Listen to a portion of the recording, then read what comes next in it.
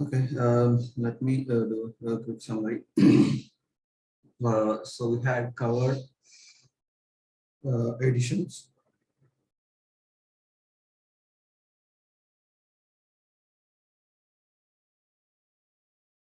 basically like we have like four types of editions: essential, professional, enterprise, and unlimited. And we have like more detail we share yesterday on what are the different licenses we have available and how license and profile are interlinked and what are all required to create an user. So user means giving access to someone in your organization. So we cannot delete an user once created in Salesforce. So how we can stop an user from accessing Salesforce is two ways: either freeze or deactivate. Freeze will temporarily stop the user and deactivate will also stop the user. But the difference is you will get the license back in the deactivation. That's the main difference. So why we need to get the license back? So let's say if you buy the 10 licenses, you can create only 10 users.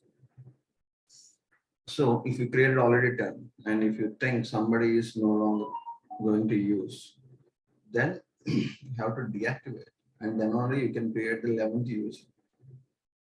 And it's one of the 10 users you deactivated, it's not counted as a user or like active user. If you use the 10th user, you cannot create the 11th. Why? Because still the license being used for the 10 users. But for your purpose, you have freeze the user. That's the difference. And you cannot delete the user. That's important one. And apart from that, we have covered the IP ranges. So these IP ranges we can give like set IP ranges at profile level, where we can allow the all profile users can be logged in that IP range without two-factor authentication. That's called a login IP ranges. So before try to remember the concept names: login IP ranges, editions, license, user creation or user. You have to call it as. That's all we covered so far. Okay, let me share my screen with you and let me know if you're able to see my screen.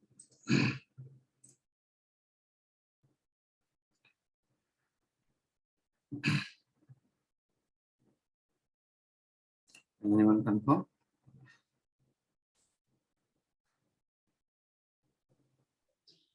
Yes, Bob. Okay. So today we are going to cover all this. So some of them we might have covered, but to mark it as complete, this I wanted to cover, and I want to add more details to it. So we're going to have it. So basically, what is a cloud? We might have discussed in our first demo. So cloud is a set of resources that are available in an internet, where you can access those resources using a browser. It is a cloud. So basically, how you're going to access a cloud. So in terms of usage, I'm giving you the definition. So cloud is nothing but if any of the cloud offerings, they are offering any of the services in internet where you can access them through a browser. So if you have like any credentials, like anybody can access, right? So it's not a public offering. Cloud offering is a paid one where you can access that using credentials and you can access through a browser is what is a cloud. So what are the different offerings of the cloud? So basically like cloud offerings are divided into a IaaS, infrastructure as a service, PaaS, platform as a service, and SaaS, software as a service. Okay. So we had discussed, like when we were discussing what is the cloud before, like before cloud, how it is. It's an on-premise. So if you build any application, so once you're done with the application, so if you want to use it, so you should have the infrastructure, like at least you need a system or laptop or anything first, and then you have to install the supported softwares, like the application has to be installed. So for installing the application also, you need to have a setup. So if it is developed in any of the platform like Java, C++, you should have that software in your system. Then only you can install your application and then you can use. So what are steps we have defined? So system or server or the infrastructure, what all we call it as a IaaS is the physical or like the servers and system which needs to set up anything. It could be like use of storage or it could be supported for a platform. So the hardware, what is required to run any platform or any software is called as infrastructure. That infrastructure will be provided as a cloud service. That means, let's say if you are having some Azure servers, that means like if your system, let's take your system as a configuration. So you'll be having like 4 GB RAM and 500 GB hard disk, and you have some specifications, right? What is the operating system and all. So these are all called as infrastructure. So when you take the service as an IaaS, so what Azure or similar service providers will do is they will provide your login and URL. So from the browser, you can access that remote servers. So they will be located to you. Let's say if you are buying like 1 TB of IaaS, so they will give the storage of 1 GB, sorry, 1 TB, and what are all specifications that you have purchased. All will be accessed through a through your virtual software what you're having or like browser. Through that path you can access or make utilize that IaaS, whatever the infrastructure you have provided, you will be having access. That is like IaaS, only providing the infrastructure as a service. Then PaaS. PaaS is something, it's a combination of IaaS, and on top of that, you will be having some pre-installed platforms. Let's say you have to build some application, and what all the platform or application that required to run or like just supported, it will be pre-installed in your cloud offering. So that you wanted to take care of like installing any software there, directly you can go there and build your applications. Everything will be taken care by the platform as an offering service. So you will be having infrastructure and you will be having a platform where you can build an applications. That's the platform. Then the software as a service. So it will be combination of IaaS, PaaS, and on top of it, you don't need to build your application. There will be already ready-made applications available where you just need to go and use. That's it. So you will be having the infrastructure. So if you understand correctly, so if you have to build an application, why you are building? To make use of the application. So for using applications, you need to first build the applications, or even though you build, you have to install it in a infrastructure and platform so that it will work correctly.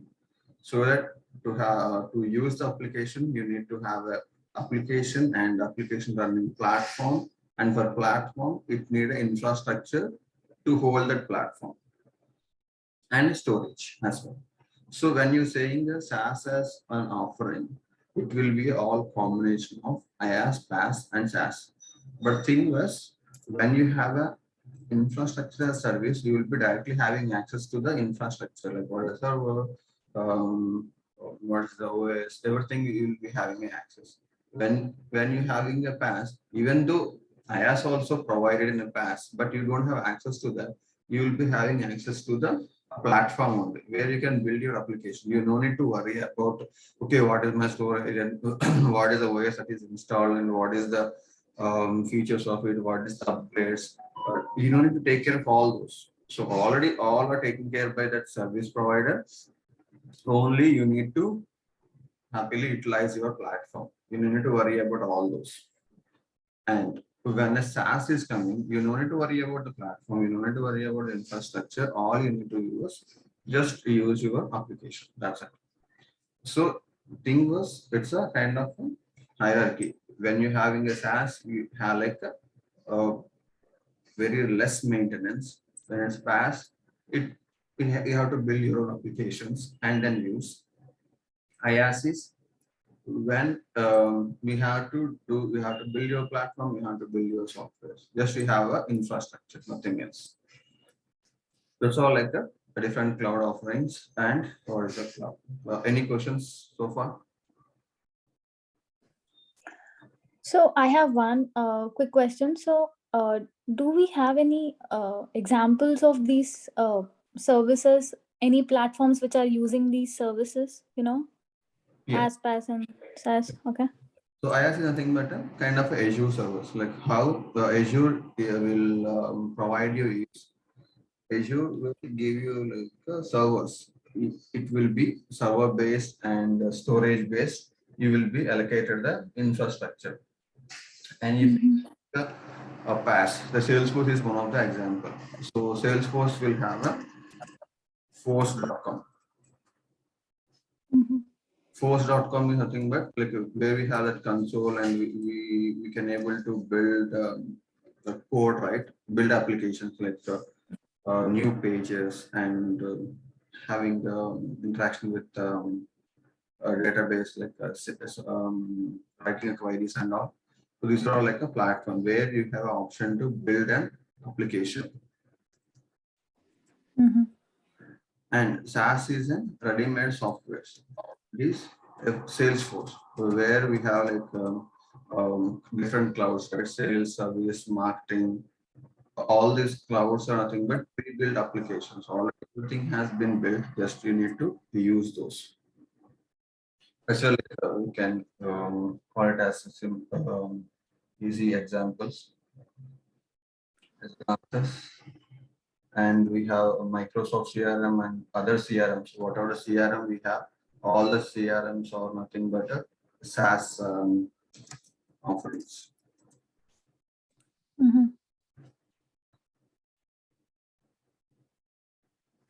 And for a platform, we have other is this one, what to call it as a Google App Engine, where we can and applications in the Google App Engine also we can build an applications. That's also it. And Okay. Yeah. Any other questions?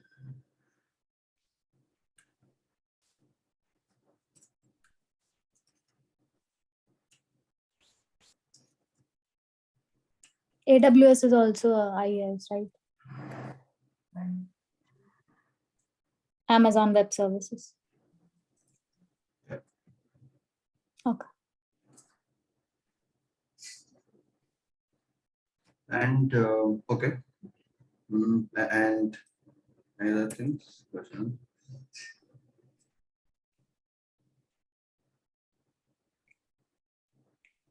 Okay, moving on.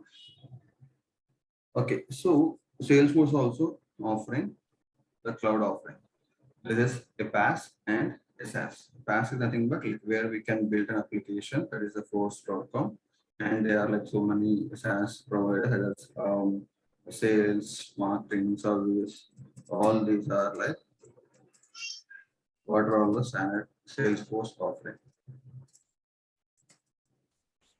Okay, we'll just go through one by one. What are there are like so many other clouds as well. Just I'll explain these. So what are all the different cloud offerings and what actually they do.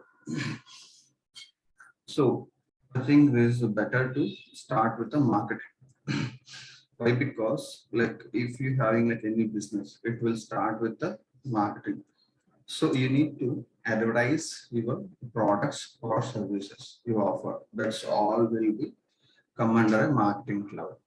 So in the marketing cloud, what you have to do was what are the different ways of advertising. So advertising is not enough. After doing advertisement, you have to identify a potential leads. Lead means who are willing to buy your product or take your services or who are really interested. So you need to capture those leads. That's what a marketing cloud is all it does. So it's having what are all the different ways of marketing and after marketing, how to capture the leads from your marketing strategies. That's all will be covered in marketing. And in sales, what does was, so in marketing, you have some leads, right? So sales will start from a lead. So what are all the information that you have captured? You identified the leads that you think that these are all the potential leads in sales.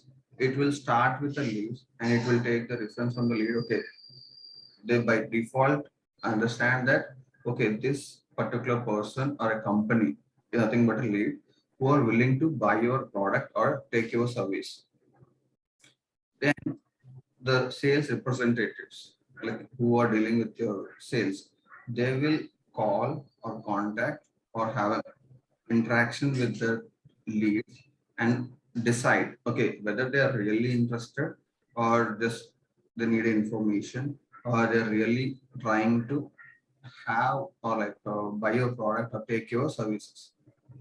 That will be identified after you having an interaction with your lead from like it's interaction between a sales rep and your lead, and out of that conversation you will be identifying whether that it is really qualified or not. So it may not be decided in a single call.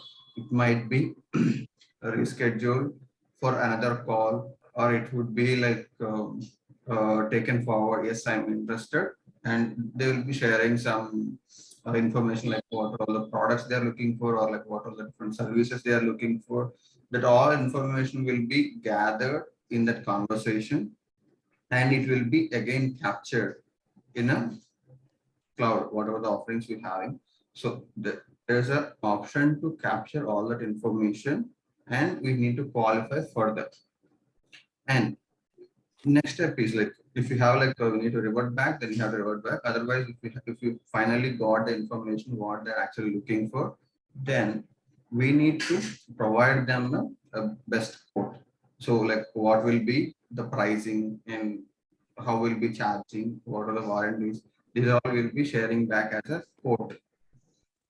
In that quote, again, we'll be having some negotiation will happen. They'll bargain or it could be a straightforward deal. Then if they accept the quote, then it will be sorry, then it will be turned into an opportunity for your business. Let me put it in a picture.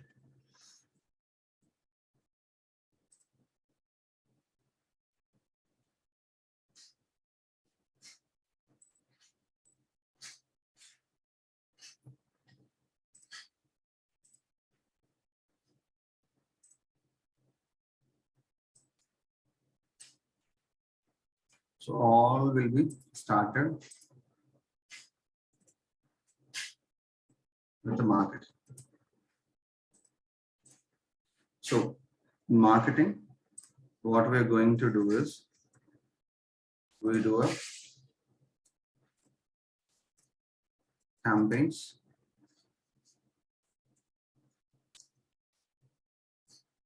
and capture leads.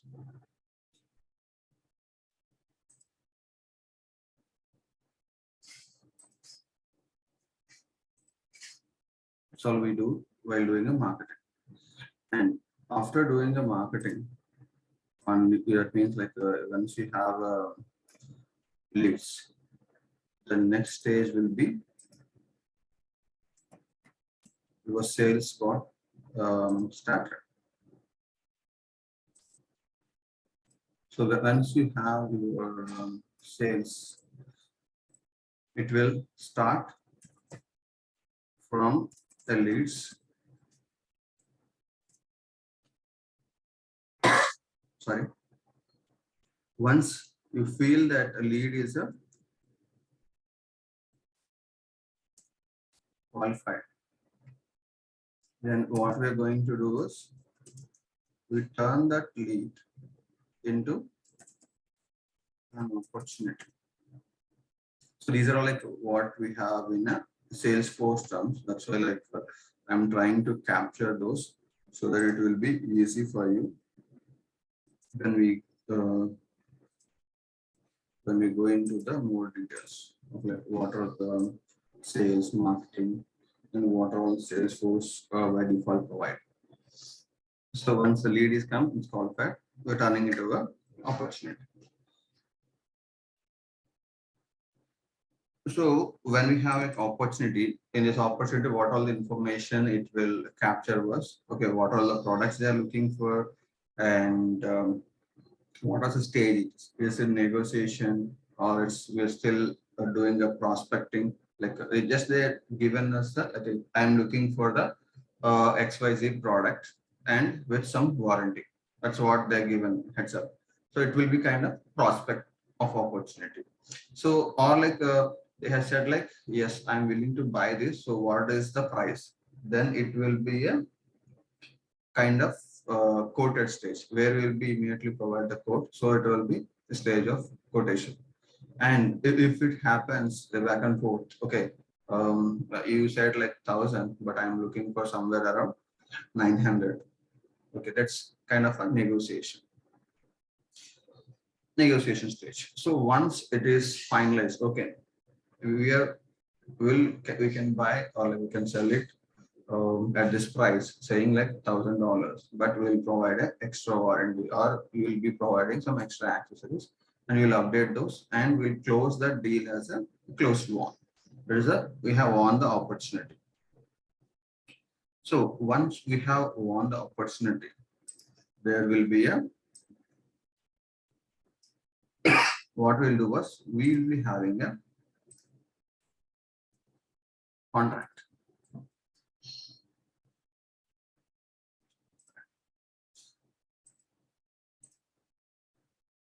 So what this contract will have? This contract will have, okay, just a remind. So after 10 minutes, it may get end. So please join again. So once it's end, we'll join back on the same meeting again. Okay, and yeah, once we have a contract, it will be having all the information. What all we have like mutual agreement, what we have between the both the parties. Okay, so we'll be agreed that we are taking this much of amount and we giving you this products, and we will provide a warranty or like service for this much of period. That is kind of a agreement. What is the contract is between a customer and a seller. Once we have done with a contract, that means once the sales is happened, there's a next step is what you have to, or like what you will be possibly having is a service. What are the service that we offer, or like how we do a serve and customer.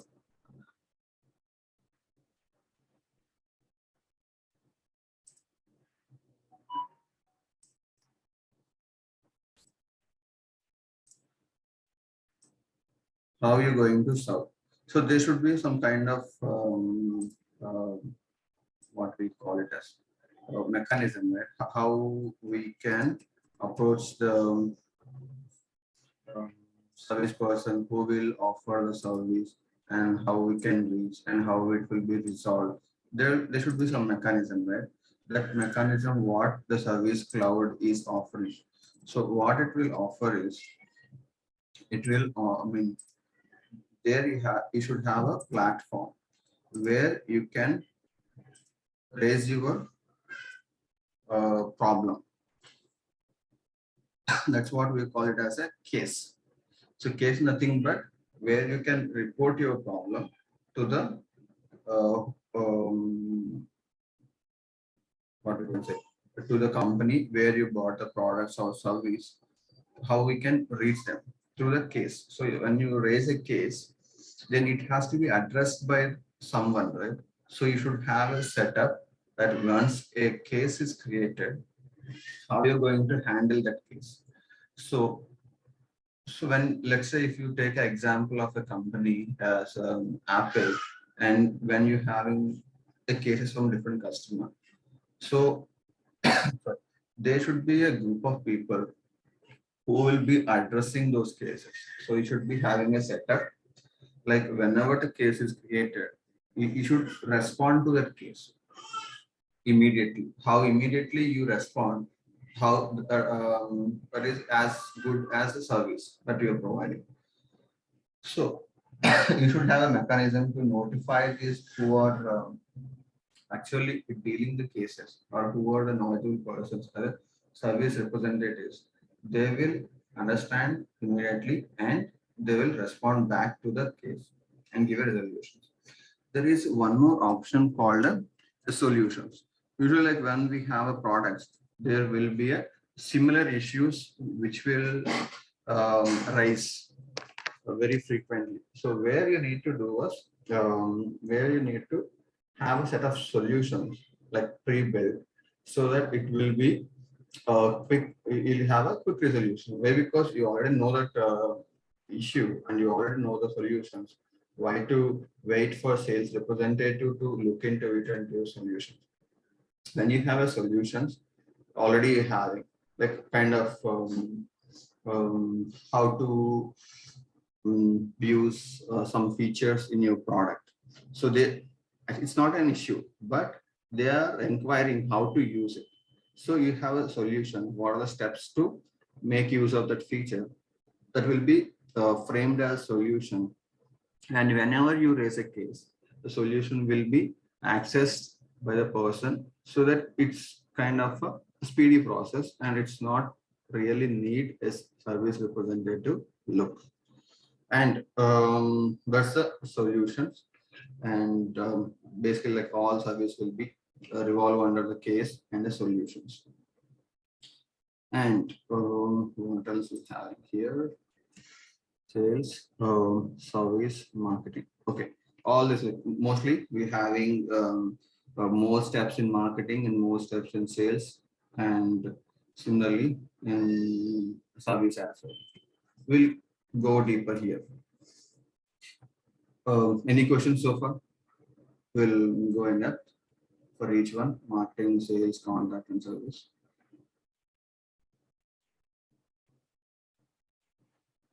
Okay, I see it as a negative. And okay, how we do a campaign management and a lead management. When we say a campaign management and lead management, campaign could be any of a strategy where you are advertising your products and services, and there will be a way to capture your leads. It could be a email marketing, or adding a post in websites, and somebody clicks, you will be having a form and you will fill the form and submit, then it will be captured as a leads. So if it is a webinar, it could be a webinar, a meeting, or like any seminar where you are advertising your products. You invite some people, or like you will distribute your brochures, and once the people came in, you will demo your products, and who are came to your webinar or seminar, and where you collect the information from them and store it as a leads in your system. That's how campaigning and leads. all this information, like if you're conducting a webinar, that will be a campaign for you. If you're doing a email marketing, whatever the set of emails that you're sending, that will be a campaign. So it's a and when you get a response from that emails, that will be captured as a leads, as a source will be the so and so campaign. And if you're doing a post or doing ad in a websites, then whenever the forms are created and respond back, that will be captured as a lead in your campaign. It's how the campaign. So everything will be different strategies that you apply to advertise your products, nothing but a campaign. And you will be having a link. What are all the responses you will get out of this campaign will be your campaign members, and from campaign members you will be capturing your leads. Then once you have the leads, then the sales will start. So all you collected some kind of 1,000 leads, and 1,000 leads won't be by a single person, right? You will be having a group of sales representatives who will work on that leads. And in the lead, on the lead, we will be having a different stages. That lead stages will be like prospect, qualified, and final stage will be converted.